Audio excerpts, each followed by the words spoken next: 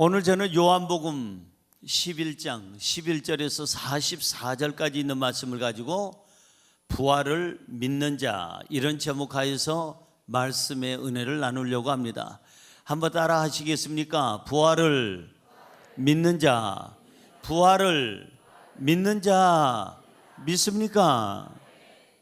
어제 그제입니다. 3월 30일 금요일 날 오후 5시 42분경에 충남 서천에 있는 장 할아버지 집에 불이 났어요. 뉴스를 통해서 우리가 봤지만은 화재가 나자 비닐하우스 옆에서 농사를 짓던 이 장 할아버지가 할머니 혼자 있는 것을 알고, 아내가 혼자 있는 것을 알고 그 불길을 향해서 뛰어들었는데 결국은 두 분 다 돌아가셨습니다.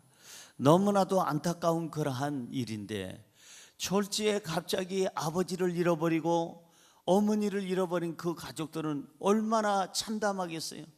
할아버지 할머니를 동시에 잃어버린 그 손자 손녀들은 얼마나 마음에 안타깝겠습니까? 이 세상에서 살아가면서 가장 큰 충격이 뭐냐고 묻는다면 사랑하는 사람을 잃어버리는 겁니다. 이 세상 살아가면서 가장 큰 슬픔이 무엇이냐고 묻는다면 그것 또한 사랑하는 사람을 잃는 일입니다. 이 땅에서 가장 큰 두려움이 뭐냐고 묻는다면 그것 또한 사랑하는 사람을 이 땅에서 잃어버리는 게 가장 큰 두려움일 것입니다. 사람은 누구나 죽습니다. 안 죽은 사람 없습니다. 권세자도, 돈 있는 사람도, 인물이 좋아도 착해도, 미안하지만 이 세상에 정말 많은 사람들에게 인기 있는 연예인이라 할지라도 어느 누구나 한 번 왔다 한 번 가는 것은 정한이 지고, 사람들이 가장 두려워하는 것이 있다면 그것은 바로 죽음일 것입니다. 그러면 죽음의 문제를 해결할 방법이 없을까요? 있습니다. 창조주 하나님을 믿는 겁니다. 예수 그리스도를 믿는 겁니다. 우리의 죄값을 십자가에서 다 치러주신 예수 그리스도를 나의 구세주로 믿고 의지하고 회개하고 하나님 앞에 우리가 믿음으로 나서면 우리에게는 죽음이 우리의 삶의 끝이 아니라 영원한 삶의 시작이라는 것을 알게 될 줄로 믿습니다. 예수님은 죽으셨다가 3일 만에 살아나셨습니다. 살아나셔야만 됐습니다. 왜? 우리의 부활을 입증하기 위해서, 우리에게 부활에 대한 기대감을 주시기 위해서, 확증하기 위해서 예수님은 다시 부활하시고 승천하신 줄로 믿습니다. 그러면 부활을 믿는 사람들에게는 어떤 일이 있을까? 오늘 성경은 세 가지 것을 얘기합니다. 첫째로, 부활을 믿는 자에게는 희망이 있습니다. 시작. 부활을 믿는 자에게는 희망이 있습니다. 부활을 믿는 사람에게는 희망이 있어요. 희망. 다시 말해서 부활이 없다고 얘기하는 사람들, 그 사람들에게는 희망이 없어요. 예수가 없는 인생은 희망이 없죠. 제가 유럽 가기 전에 우리 사랑하는 맹명희 권사님 병원 신방을 2번 했습니다. 근데 제가 어제 그제 독일에서 유럽 연합성회를 마치고 돌아와 보니 돌아가셨어요. 장례를 치렀어요. 그런데 다녀오신 분들 얘기를 들어보니까 우리 맹권사님이 이제 의사가 이제 곧 숨 거둔다고 곧자를 계속 하는데 이 숨이 안 거둬지고 계속 누군가를 기다리는데 목사님을 기다리는 것 같습니다. 독일에서 오실 그날을 기다린 것 같은데 제가 돌아오는 그날 장례가 다 끝났더라고요. 보니까. 근데 우리 맹권사님 제가 병원에 가서 신방을 해보니까 뭐라고 그러시는 거 아니?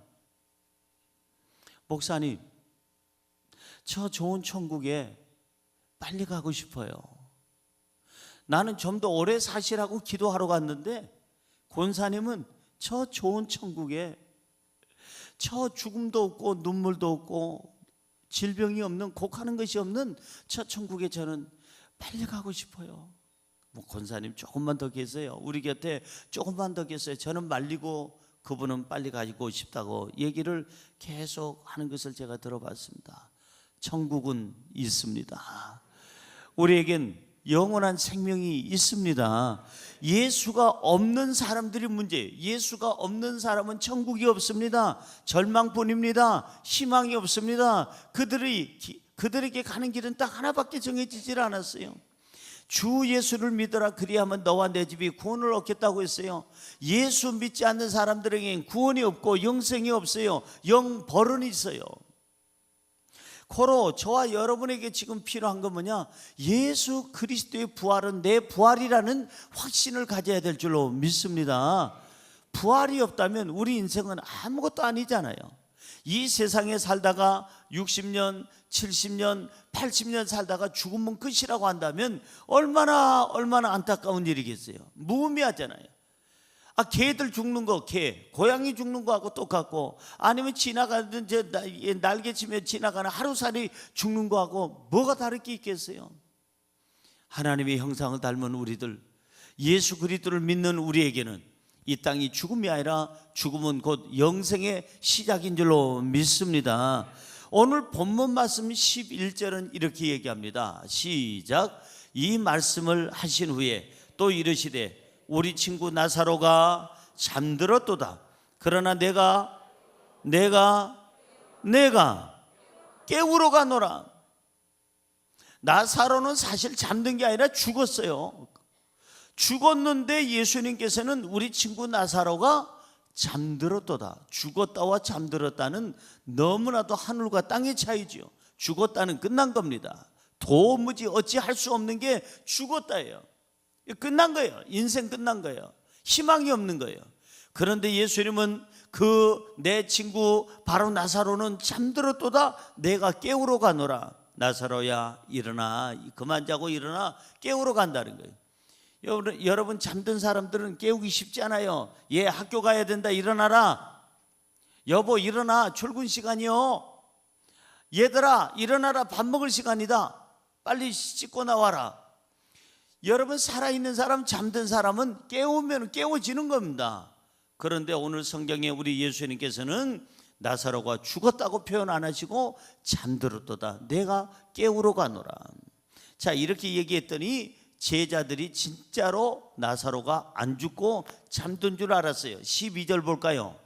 12절입니다. 제자들이 이르되 주여 잠들었으면 낫겠나이다 하더라. 맞죠? 잠들었으면 낫겠나이다. 병도 낫고 감기도 낫고 이 독감도 낫고 혹시나 몸살이 걸렸으면 몸살도 나을 것이고 낫겠나이다. 잠들었으면 오히려 잠 푹 자고 나면 더 오히려 컨디션이 좋아질 것 같습니다. 제자들은 그렇게 또 이해를 그렇게 하게 됩니다. 그제서야 예수님께서는 제자들에게 그 상황이 어찌한지를 분명하게 설명을 합니다. 13절을 볼까요? 13절 시작. 예수는 그의 죽음을 가리켜 말씀하신 것이나 그들은 잠들어 쉬는 것을 가리켜 말씀하신 줄 생각하느니라.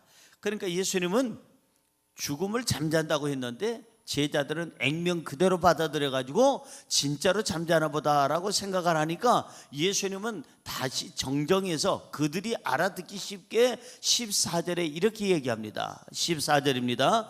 이에 예수께서 밝히 이르시되 나사로가 죽었느니라. 이제서야 제자들에게 분명한 이야기를 합니다. 너네들이 못 알아들은 것 같은데 나사로는 죽었다, 이렇게 얘기하는 거예요. 그러나 내가 깨우러 가노라. 나는 깨울 수 있는 능력이 있다. 죽은 자도 살리고 없는 것을 있게 하고, 그리고 나서는 무에서 유를 창조하신 하나님은 무엇이든지 가능하신 줄로 믿습니다. 예수 그리스도 안에서의 죽음은 아주 죽은 것이 아니에요. 예수 그리스도 안에서의 죽음은 없어지는 것도 아닙니다. 예수 그리스도 안에서의 죽음은 다시 깨어날 수밖에 없고, 그리고 이 세상에서는 마지막이지만 영원한 삶에는 시작이 되는 줄로 믿습니다. 옆에 분에게 인사할까요? 부활의 신앙을 가집시다. 희망을 가집시다. 영생은 있습니다. 아멘. 오늘 본문 17절에 보니까 희망이 없는 상태로 보여주고 있어요. 시작. 예수께서 와서 보시니 나사로가 무덤에 있은 지 이미 나흘이래요. 이 17절에 보니까 나사로가 무덤 속에 들어가 죽은 지 벌써 나흘이나 됐다는 거예요. 나흘. 죽어서 장사진 지 벌써 나흘이 됐다는 얘기는 끝났다는 얘기입니다. 썩었다는 얘기입니다. 나중에 그 말씀이 한 번 더 나옵니다만은 이제 썩어서 냄새가 날 정도로 썩은 냄새가 진동한다 이 말이에요. 근데 어떻게 그 사람이 살아날 수가 있겠느냐는 거죠. 예수 그리스도는 성부, 성자, 성령 삼위일체 하나님이신 줄로 믿습니다. 본문 25절에서 26절까지 보니까 이렇게 말씀하고 있어요. 예수께서 이르시되, 큰 소리로 한번 읽어보세요. 예수께서 이르시되 나는 부활이요 생명이니 나를 믿는 자는 죽어도 살겠고 무릇 살아서 나를 믿는 자는 영원히 죽지 아니하리니 이것을 너가 믿느냐? 믿습니까? 뭘 믿습니까? 예수 그리스도의 부활을 믿습니다. 예수 그리스도가 생명이 되시는 것을 믿습니다. 나는 죽어도 다시 사는 것을 믿습니다. 살아서 예수님의 재림을 내가 보게 되면 이 육체도 죽지 아니하고 그냥 온전하게 죽음이 없는 영생을 얻는 것을 나는 믿습니다. 할렐루야. 예수님이 부활하셨다면 우리도 부활이 됩니다. 예수님이 다시 사셨기 때문에 우리도 다시 살 수 있는 기회가 있습니다. 우리에게 부활의 이 모든 모습을 보여주시려고 예수님께서 이렇게 부활하신 거예요. 부활을 믿는 자에게는 희망이 있어요. 부활을 믿는 사람에게는 영생이 있어요. 부활을 믿는 사람에게는 천국이 있는 줄로 믿습니다. 할렐루야. 부활의 신앙을 가지면 여러분 희망이 있어요. 희망이 절대 절망하지 않습니다. 부활이 없다고 생각하니까, 죽으면 끝이라고 생각하니까 희망이 없는 거예요. 절망밖에 없는 거예요. 부활은 확실히 있다는 걸 어떻게 알 수 있느냐? 예수 그리스도의 나심으로 말미암아, 죽으심으로 말미암아, 부활하심으로 말미암아 알 수가 있어요. 이번에 독일에 가서 정말 바쁜 일정을 보냈습니다. 독일에 도착하자마자 유럽 각국에서 온 선교사님들하고, 그리고 거기 있는 이제 대표되는 성도님들 다 모였습니다. 이제 그 수련원에 모인 인원만 한 520명 이렇게 하고, 정확하게 그냥 끝까지 남아있는 사람만 480명 이렇게 됐습니다. 520여 명이 여러분 20시간을 버스 타고 독일로 오고, 저 영국 같은 데는 14시간을 그냥 버스 타고 그러고 나서는 독일로 오고, 아이가 루마니아, 헝가리, 마케도니아, 프랑스, 그 다음에 독일, 그 다음에 스위스, 이탈리아, 할 것 없이 모든 유럽 전체가 다 모였는데 이분들이 와서 금식하면서 기도를 했습니다. 그런데 독일의 선교사님이 저한테 이 얘기를 하는 거예요. 목사님, 시간이 조금이라도 낮으면 내가 목사님 부부를 꼭 안내할 곳이 한 군데 있는데 참 아쉽습니다. 너무 바쁘게 10번을 제가 집회를 하고 왔으니까 그 중에 2번은 저희 집사람이 큐티 강의를 했습니다마는 10번의 집회를 하다 보니까 여러분이 정말 빨리 여러분을 보고 싶어서, 교회에 빨리 오고 싶어서 하루도 못 쉬고 그냥 바로 와서 그곳을 못 갔어요. 그 선교사님 하는 말, 독일에는 정말 꼭 목사님들이 가봐야 될 곳이 있는데 그것이 어디냐 그랬더니 바로 예수님의 성의가 있는, 예수님의 성의를 간직한 그 교회가 있다는 거예요. 그래서 전 세계에서 사람들이 그곳에 와서 그것을 보려고 찾아오는데, 목사님이 시간만 조금만, 몇 시간만 더 있었어도 제가 그쪽으로 모실 텐데 이번에 정말 아쉽게 됐습니다 라고 하는 얘기를 들었습니다.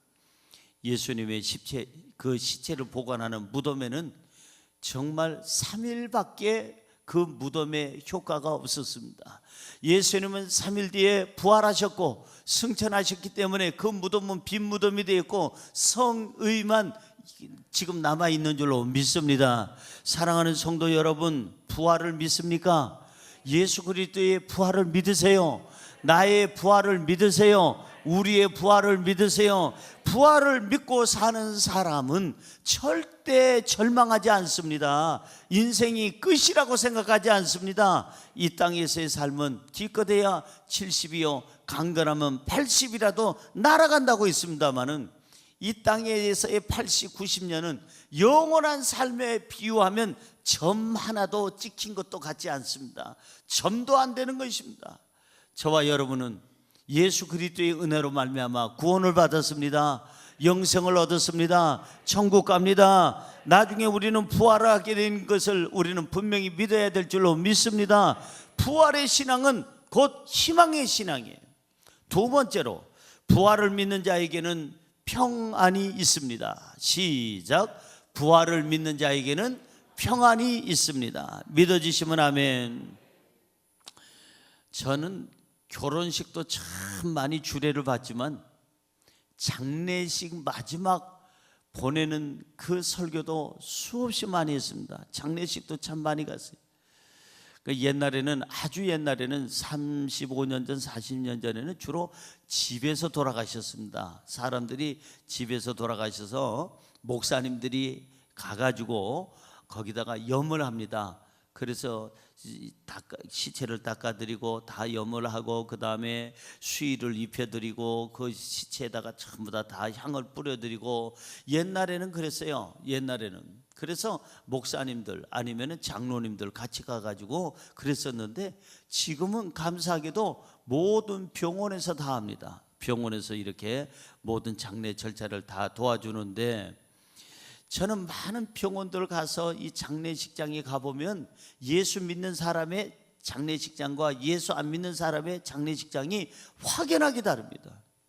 예수 믿는 사람의 장례식장에 가보면 찬송 소리가 들리고 그리고 울더라도 막 소리 지르면서 우는 사람 별로 못 봤어요.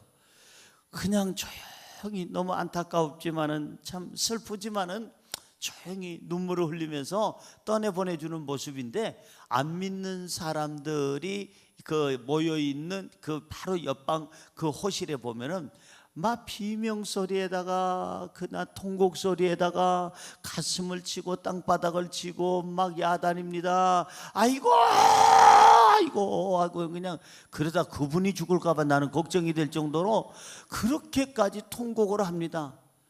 왜 그럴까요? 왜 이런 차이가 있을까요? 이별에는 두 종류의 이별이 있어요. 다시 만날 수 있는 이별이라면 통곡하지 않습니다. 잠시 헤어짐에 대한 아쉬움, 그런 것은 눈물은 있을지 모르지만 잠시 헤어졌다가 이제 만날 건데, 제가 지난주에 독일로 유럽 연합성에 간다고 제가 여러분 다녀오겠습니다 했을 때 여기 통곡하신 분 있어요? 아이고 어떡하나 우리 목사님 가신댄다 그러면서 통곡하신 분 한번 손 들어보세요. 한 명도 없잖아요. 한 명도. 여기 한 명도 없어요. 왜 안 울었어요? 다시 올 거니까. 그래서 다시 왔잖아요. 이렇게. 여러분 보십시오. 다시 만날 수 있는 기약, 재회에 만날 수 있는 기약이 있는 그런 사람과의 이별은 통곡하지 않습니다. 미국에 이민 갔던 시절들이 있어요. 지금도 가지만 옛날에 많이 갔잖아요. 아니면 저 뉴질랜드에 많이 갔잖아요. 우리 대한민국 사람들이. 캐나다에도 많이 가고. 그런데 그분들이 갈 때 아버지가 먼저 가가지고 여보 얘들아 내가 가서 집을 장만하거나 아니면 직장을 좀 얻거나 안정이 되면 너희들 부를게. 알았지? 좀 기다려. 아버지가 좀 기다려. 그러고 나서 미국 간다는데 가지마 나 죽겠어 그러면서 통곡하는 애들 봤습니까? 그런 아내 봤습니까? 없습니다. 왜? 미국 가서 다시 만날 거니까. 이민 가서 만날 거니까. 우리는 언젠가는 갑니다. 이 재회에 다시 만날 수 있는 약속이 있는 이별이기 때문에 통곡할 필요는 없습니다. 잠시 슬퍼서 못 보니까 울 수는 있어요. 그러나 두 번째 이별이 있어요. 아주 못 보는 이별이 있습니다. 영원히 못 보는 헤어짐이 있습니다. 그때는 통곡해야 됩니다. 가슴 쳐야 됩니다. 그때는 비명 질러야 됩니다. 그리고 나서는 그냥 자지러지게 뒹굴어야 됩니다. 왜? 다시 못 볼 사람이니까. 이 세상에서 가장 힘든 게 아까 말씀드린 대로 이별이라고 그랬어요. 사랑하는 사람을 잃어버리는 거라고 그랬습니다. 그러나 우리에게는 다시 만날 수 있는 재회의 기쁨이 있는 줄로 믿습니다. 약속이 있는 줄로 믿습니다. 한번 따라하세요. 나는 죽어도 다시 삽니다. 아멘. 여러분, 중국 역사에 보니까요, 중국 역사 중에 중국 사람들에게 가장 큰 영향을 끼친 사람 딱 한 명만 들어라 한다면 누굴 들 것 같습니까? 모택동입니까? 아닙니다. 누굽니까? 바로 진시황입니다.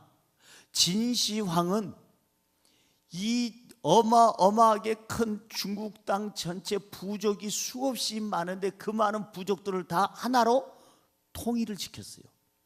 그래서 초대 제1대 황제가 바로 진시 황제예요.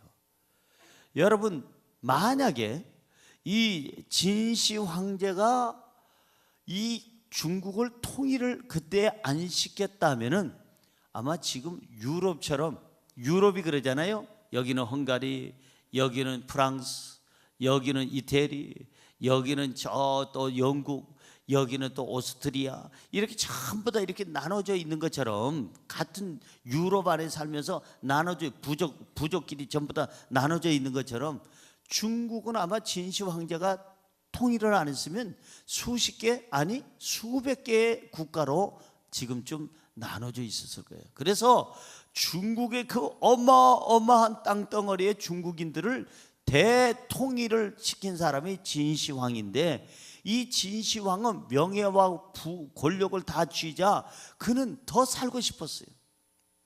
여러분, 인생 괴로운 사람들이 아유 빨리 가고 싶어요, 그런 사람들은 많아도 배부르고 등 따숩고 모든 것이 괜찮은 사람들은요 절대 빨리 갈 생각 안 합니다. 천국은 더 좋은 곳인데 갈 생각을 안 해요. 좀 더 살려고 하죠. 그래서 이 진시황은 불로초를 구하기 시작합니다. 여러분, 역사에 보면은 많은 사람들 얘기를 통해서 들어보면은 여봐라, 불로초를 찾아와라. 불로초, 영생하고 오래오래 이 땅에서 살 수 있는 불로초를 찾아와라. 누구든지 찾아오면 내가 땅덩어리 막 나눠주고 금은보화를 주겠다고 하는데도 도라지도 캐오고, 어떤 사람은 산삼이라고 캐오고, 어떤 사람은 또 그냥 산삼하고 비슷한 무같이 생긴 것도 생기다 만 것도 갖다 주기도 하고, 5만 가지를 다 갖다 줘도 여러분, 진시 황제는 몇 살에 죽은 줄 아세요? 우리나라 나이로는 50세, 만으로는 49세, 기원전 기린이끼니 210년, 음력으로 7월 22일 날 그는 세상을 떠나고 말았어요. 49이면 너무나도 안타깝습니다. 너무나도 안타까워요. 너무 일찍 간 거예요. 저희 아버지가 49에 가셨거든요. 그것도 만도 아니고 우리나라 나이로 49에 가셔서 너무 젊었을 때 가셨구나. 왜? 너무 술 좋아하시고 그냥 담배 좋아하시고 그렇게 사시다가 그렇게 가셨어요. 너무 안타깝잖아요. 이 진시황이 바로 이 49에 가신 거예요. 49에. 너무나도 안타깝게 갔죠. 이 세상 누구나가 죽습니다. 왕권을 가졌어도, 권력을 가졌어도 죽습니다. 명예를 가졌어도, 칭찬을 받고 인기가 있어도 죽습니다. 아무리 지식이 많아도 죽습니다. 돈을 아무리 쌓아놓으면 뭐합니까? 쌓아놓은 돈 한 푼도 못 쓰고 죽습니다. 사람들은 다 죽어요. 의사들도 죽음을 두려워하고 있습니다. 자기 죽음을 두려워하고 있어요. 사람은 누구나 죽음에 대해서는 두려워하고 있어요.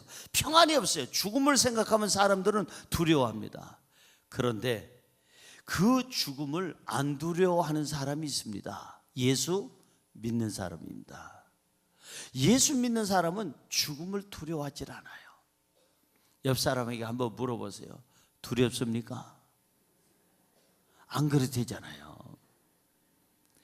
죽어도 살겠고 무릇 살아서 믿는 자는 영원히 죽지 아니하리니 너가 이것을 믿느냐?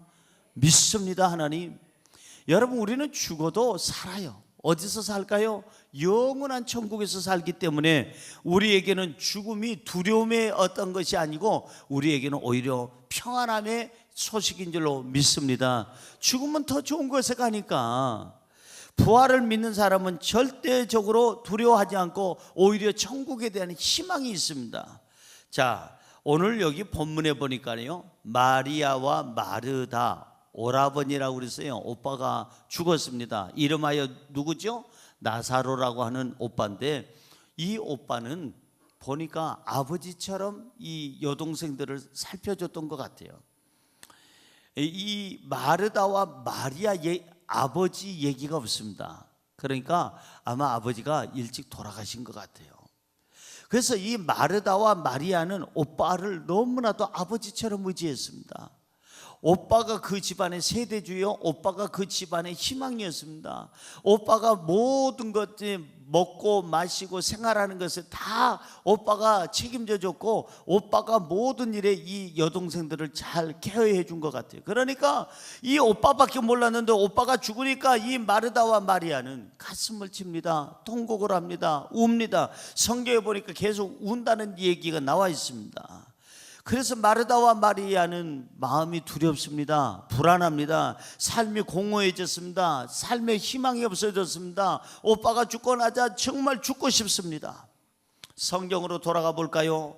본문 21절에 이렇게 써 있습니다. 시작. 마르다가 예수께 여짜오되 주께서 여기 계셨더라면 내 오라버니가 죽지 아니하였겠나이다. 누가 한 말이에요? 마르다가 그랬습니다. 예수님께서 이곳에 계셨더라면 내 오빠가 안 죽었을 거 아닙니까? 너무나도 자기 마음에 상처가 되고 오빠 죽은 것이 불안하고 두렵기 때문에 예수님 앞에서 막 하소연하는데, 조금 있다가 나중에 그 마리아가 다시 예수님 앞에 와서 마르다가 한 얘기를 똑같이 합니다. 32절을 볼까요? 본문 말씀 32절 시작. 마리아가 예수 계신 곳에 가서 배웠고 그 발 앞에 엎드려 이르되 주께서 여기 계셨더라면 내 오라버니가 죽지 아니하였겠나이다 하더라. 아니, 언니 동생이 똑같은 말을 하는 거예요. 주님께서 여기 계셨다라면 우리 오빠가 안 죽었을 거 아닙니까? 오빠 죽음에 대한 큰 충격 때문에, 오빠 죽은 것이 너무나도 절망적이고 너무나도 불행하다고 생각하니까 이 두 자매는 예수님 앞에 와서 이렇게 땡깡을 부린 겁니다. 주님이 계셨다라면 우리 오빠 안 죽었을 거 아닙니까? 주님이 고쳐주셨을 거 아닙니까? 하면서 아쉬워하면서 주님 앞에 매달리는 모습을 볼 수가 있습니다. 사랑하는 성도 여러분, 그러나 여기 성경에 보니까 22절에 마르다의 아주 귀한 고백이 있습니다. 22절 시작. 그러나 나는 이제라도 주께서 무엇이든지 하나님께 구하시는 것을 하나님이 주실 줄을 아나이다. 자 보세요. 그러나 나는 이제라도 오빠가 죽었는데 이제라도 예수님께서 무엇이든지 하나님께 구하시면 하나님이 주실 줄을 믿나이다. 이제라도의 신앙을 가지시기를 주의 이름으로 축원합니다. 여러분, 아무리 절망적인 사건이 있고 죽음의 문제가 있다 할지라도 이제라도 예수님만 계신다면, 이제라도 내가 예수님을 의지한다면, 이제라도 예수님 앞에 내가 기도하고 주님께서 도와주신다면 모든 삶의 회복과 치료와 생명이 주어지게 될 줄로 믿습니다. 옆에 분에게 인사할까요? 이제라도 기도합시다. 이제라도 하나님 믿읍시다. 이제라도 기적을 기대합시다. 믿어지시면 아멘. 이제라도 마르다는 예수님 앞에 희망을 걸었습니다. 27절 보세요. 이 고백을 우리도 같이 했으면 좋겠어요. 마르다의 고백입니다. 시작. 이르되 주여 그러하외다. 주는 그리스도시요 세상에 오시는 하나님 아들이신 줄 내가 믿나이다. 마르다처럼 예수님은 정말 예수 그리스도의 부활을 나는 믿습니다. 우리의 부활이 있음을 믿습니다. 예수님이 생명 되신 것을 믿습니다. 우리도 영원한 생명을 가질 것을 믿습니다. 이렇게 마르다는 고백을 하면서 그리고 예수 그리스도는 하나님의 아들이시니까 무엇이든지 가능하다는 것을 그는 고백을 하는 거예요. 사랑하는 성도 여러분, 마르다와 마리아는 이 오빠가 다시 살아남으로 말미암아, 이 오빠가 다시 자기네들 곁에 돌아오는 것을 확인함으로 말미암아 진정한 평안함을 얻었고 행복을 얻었고 진정한 삶의 안정을 찾게 된 줄로 믿습니다. 하나님은 무엇이든지 가능하십니다. 없는 것을 있게 하시는 하나님, 죽은 자도 살리시는 하나님, 병든 자를 고치신 그 하나님이 오늘 우리와 함께 계셔서 우리의 삶을 치료하시고 우리의 삶의 두려움을 내쫓아 주시고 평안함을 주시고 우리의 삶에 영원한 희망을 주시는 줄로 믿습니다. 마지막으로 세 번째, 부활을 믿는 자에게는 기쁨이 있습니다. 시작. 부활을 믿는 자에게는 뭐가 있다고요? 기쁨이 있습니다. 믿어지시면 아멘. 저는 어제 그제 독일에서 돌아와서 뉴스를 보려고 TV를 잠깐 틀었더니 어떻게 한 주간 동안 한국이 어떤 일이 있었나 하고 듣는데 한 채널을 틀어보니까 중년 남자가 나와서 계속 하는 말이에요. 제가 중간에 봐서 앞에 걸 잘 모르겠는데 그 가족 중에 하나가 저기 배 타고 나갔다가 실종을 한 것 같아요. 실종을 해가지고 죽었는지 살았는지 지금 생사를 알 수가 없는데 이 중년 남자가 계속 반복하는 말이 있습니다. 저는 그 반복하는 말을 들으면서 세상에 저렇게 가족을 사랑하고 가족의 그 지금 생사를 모르는 것이 저렇게 아프구나. 그분이 계속 반복하는 말이 뭐냐면은 사람만 돌아온다면 자기가 갖고 있는 모든 것이라는 것을 강조합니다. 모든 것을 다 그에게 주겠다는 거예요. 그걸 계속 반복해서 두 번, 세 번 계속 다 주겠습니다. 다 줄 테니까 사람만 돌아왔으면 좋겠습니다. 좀 여러분 협조해 주시고 도와주시기 바랍니다. 사람만 돌아온다면 자기의 가지고 평생에 갖고 있는 게 뭔지 모르지만 돈인지 아파트인지 땅인지 아니면 자기의 어떤 무엇인지 모르지만 자기 있는 것을 다 그에게 주겠다고 고백하는 것을 제가 들어봤습니다. 가족의 죽음은 온 가족들의 불행이요 슬픔이죠. 여러분, 그 가족이 다시 살아나가서 왔을 때의 그 기쁨은 무엇으로 표현할 수가 없습니다. 물론 옛날에 잘못된 사람의 예화를 제가 한번 든 적이 있습니다. 5층짜리 아파트인데 5층짜리 아파트에서 5층에서 사는데 엘리베이터가 없잖아요. 옛날에는 부인이 죽었습니다. 어떤 사람 부인이 죽었는데 관을 들고 그리고 나서 5층에서 4층으로 내려갑니다. 운구하시는 분이 어이고 어이야 이제 가면 언제 오나 아이고 하고 내려가다가 4층까지는 잘 내려갔는데 3층 코너를 돌다가 3층에 그 여기 손잡이 있는 데를 이 난간에다가 이 관이 부딪힌 거 아니에요. 실수로 부딪히자 그 충격으로 죽었던 부인이 살아났대요. 그 노크를 해서 열어보니까 살아났더래. 살아나갔는데 다른 사람들은 막 좋아하는데 그 남편 얼굴은 백지장처럼 허옇게 떴더라는 겁니다. 그러니까 결국은 살아나서 몇 달 동안 또 다시 그렇게 살았는데 어이고 몇 달 살다가 부인이 또 갔어요. 그래서 관짝에다 넣고 또 5층에서 4층으로 4층에서 3층으로 어이고 어이야 이제 가면 언제 오나 하고 하는데 3층쯤 내려갔는데 남편이 뒤따라하다가 잠깐 스톱. 난간 부딪히지 마세요. 난간 부딪히면 안 돼요. 조심. 뭐 하는겨? 살아날까 봐 믿거나 말거나 한 예화가 있습니다. 여러분 옆에 분에게 인사할까요? 누구 좋으라고 일찍 갑니까? 오래 삽시다. 시작. 누구 좋으라고 일찍 갑니까? 오래 삽시다. 할렐루야. 그래 여러분, 아니 죽었던 가족이 살아나면 얼마나 좋겠어요. 그거는 아까 예화는 그건 어떤 잘못된 사람의 예화고, 제가 아는 후배 목사님은 다 의사가 죽었다고 했습니다. 사형 선고를 내렸어요. 제가 가보니까 의사가 죽었다.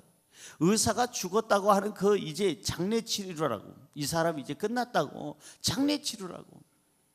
그렇게 제가 기도하고 여의도 순복음교회 부목사로 있을 때 800명의 목사님들, 전도사님들에게 그 목사님 살려달라고 하나님께 기도해달라고 기도 부탁하고 70만 성도 되는 여의도 순복음교회 성도들에게 모든 예배 때마다 이 목사님을 위해서 기도해달라고 해서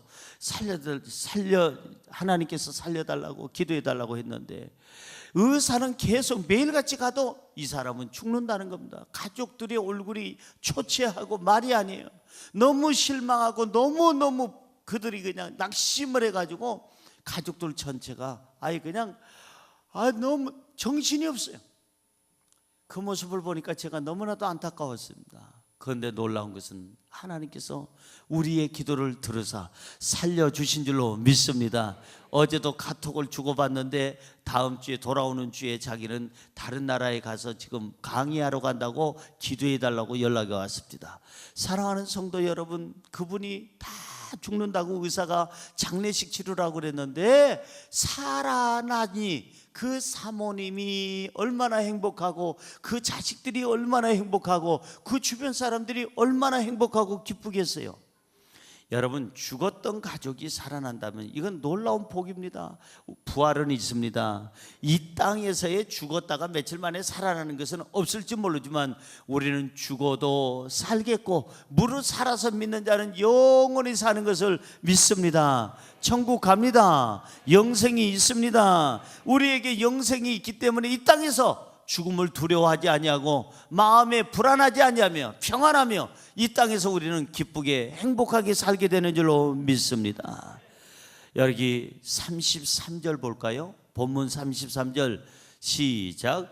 예수께서 그가 우는 것과 또 함께 온 유대인들이 우는 것을 보시고 심령에 비통히 여기시고 불쌍히 여기사. 여기 보니까 여기 마르다도 울고 마리아도 울고 그 주변에 있는 온 유대인들이 우는 것을 보고 예수님이 심령에 비통히 여기시고 그들을 불쌍히 여겼다고 그랬어요. 근데 불쌍히만 여긴 것이 아니라 35절에 보면 정말 우리가 찾아보기 힘든 일이 생깁니다.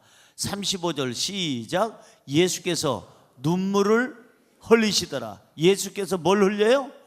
눈물을 흘리세요. 예수님까지도 안타까워하는 거예요. 예수님까지도 전부 다 울고, 마르다도 마리아도 유대인들도 울고 예수님까지도 눈물을 흘렸어요.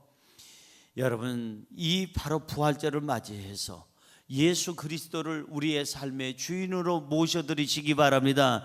예수님이 계시면 마르다의 고백처럼, 마리아의 고백처럼 내 오라버니가 죽지 아니하였겠나이다.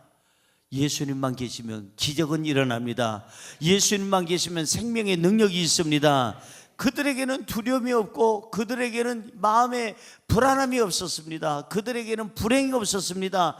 이 오빠를 살려준 것을 보고 그들은 다시 기쁨을 얻었고 행복을 얻었고, 오빠가 살아난 것을 보고 그들은 다시 한번 화목한 가정이 된 줄로 믿습니다.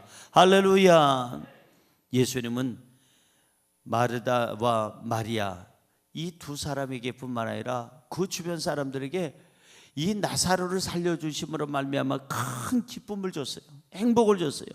39절에서 40절 읽습니다. 시작. 예수께서 이르시되 돌을 옮겨 놓으라 하시니 그 죽은 자의 누이 마르다가 이르되 주여 죽은 지가 나흘이 되었음에 벌써 냄새가 나나이다. 예수께서 이르시되 내 말이 너가 믿으면 하나님의 영광을 보리라 하지 아니하였느냐 하시니. 보세요, 이 바로 마르다가 얘기를 합니다. 우리 오빠가 벌써 죽은 지 나흘이나 됐습니다. 벌써 썩은 냄새가 나나이다. 예수님은 지금 돌을 옮기라고 그랬어요. 여러분, 이스라엘의 그 장례 문화를 보면은 미리 자기 들어갈 무덤을 준비하는 것들이 있잖아요. 제가 이스라엘 성지 순례해서 그런데 들어가 봤습니다만은 보면은 이 굴을 파가지고 그리고 시체를 집어넣고 그리고 돌로 문을 닫습니다. 막아놓습니다. 안에는 시체가 있어요. 그리고 나서 입구를 돌로 막아놨습니다. 자, 그런데 예수님은 지금 뭐 하라고 그러죠? 돌을 옮겨 놓으라. 예수님이 옮겨 놓을 수도 있어요. 그러나 이거는 예수님의 역할이 아니에요. 돌을 옮겨 놓는 것은 우리의 역할이에요. 불신앙의 돌을 옮겨 놔야 돼요. 여러분이 의심의 돌을 옮겨 놔야 돼요. 우리가 정말 하나님 앞에 불순종의 돌을 옮겨 놔야 돼요. 순종하고 말씀을 믿고 돌을 옮겨 놓으면, 불신을 제거하면, 예수께서 뭐라고 말씀하시는 거 아니? 43절부터 44절에 보니까 시작, 이 말씀을 하시고 큰 소리로 나사로야 나오라 부르시니 죽은 자가 수족을 배로 동인채로 나오는데 그 얼굴은 수건에 쌓였더라. 예수께서 이르시되 풀어놓아 다니게 하라 하시니라. 나사로야 나오라. 예수께서 이 돌문을, 사람들이 의심의 돌문, 그 될까 안 될까 가까이 그 모든 돌문을 열어놓고 순종을 하자. 나사로야 나오라고 주님께서 그때부터 역사하시고, 그때부터 하나님께서 강하게 기적을 베풀어서 죽은 자가 살아나는데, 얼굴에는 뭘 둘렀다고요? 수건을 두르고, 수족에는 뭘 어떻게 했다고요? 배로 동인채로. 그러니까 다시 말해서 수족, 손과 발은 다 이렇게 배로 동이었어요. 그러니까 걸어 나오기가 힘들죠. 그 다음에 얼굴은 수건으로 했어요. 생각해 보십시오. 깜깜한 저 동굴 안에서 걷질 못하고 뛰면서 나온다면, 그래서 그쪽에 강시들이 요즘에 그 영화가 나온 거 아닌가 싶었어요. 걸어 나오질 못하고 수족을 다 묶어놨고 얼굴에 수건을 씌워놨으니까 깜깜한데 나사로야 나오너라 했을 때만 해도 모든 사람들이 긴가민가 했는데, 시체가 나오니까 아마 성경에는 안 써있지만 심장마비 걸린 사람이 몇 사람이 있었는지도 모르겠어요. 풀어놓아 다니게 하라. 풀어놓자. 마르다와 마리아가 그 썩은 내 남편, 나는 그 오빠의 그 몸을 만지면서 오빠 너무너무 행복한 거야. 아까 그 중년 남자가 돌아만 온다면, 살아서 온다면 자기 모든 것을 다 주겠다고 한 것처럼 너무너무 행복을 정말 만끽하면서 살게 된 거예요. 부활은 모든 사람들을 행복하게 합니다. 부활의 신앙 가지시기 바랍니다. 예수님은 죽은 나사로를 다시 살리셨습니다. 예수님은 십자가에서 죽으셨다가 사흘 만에 또한 다시 한번 이제 살아나신 줄로 믿습니다. 예수님의 부활을 믿으시기 바랍니다. 우리의 부활도 믿으시기 바랍니다. 부활을 믿는 사람의 세 가지 특징이 오늘 뭐라고 그랬어요? 첫째, 희망이 있습니다. 부활을 믿는 사람은 두 번째, 평안함이 있습니다. 부활을 믿는 사람 세 번째, 기쁨이 있습니다. 부활을 믿기 때문에 저와 여러분에겐 이 세 가지 것이 날마다 충만하게 넘쳐날 줄로 믿습니다. 기도하겠습니다. 하나님, 우리에게 부활의 신앙을 허락해 주시니 감사합니다. 부활을 믿는 자에게 희망이 있고 평안함이 있고 기쁨이 있다고 그랬습니다. 저희들에게 이러한 삶이 날마다 넘쳐나게 하여 주시옵소서. 예수님의 이름으로 기도드리옵나이다. 아멘.